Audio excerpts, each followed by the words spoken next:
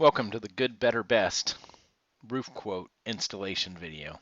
Clicking on the Good, Better, Best roof quote icon, you'll be presented with a license activation dialog box that will explain how to get the spreadsheet running on your computer. Best way is to open a Excel blank spreadsheet.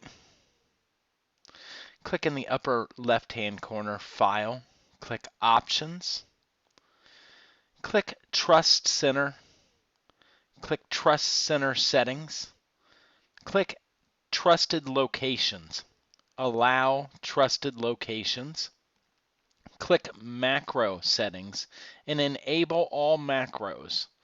Click OK, click OK again, close the spreadsheet, click Continue. Depending on how you bought the license, you'll be presented with a license activation box.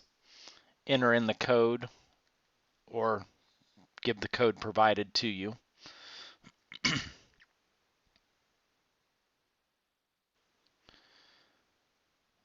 Click OK if presented with an OK box. And the Good, Better, Best roof quote is up and running. It's that simple.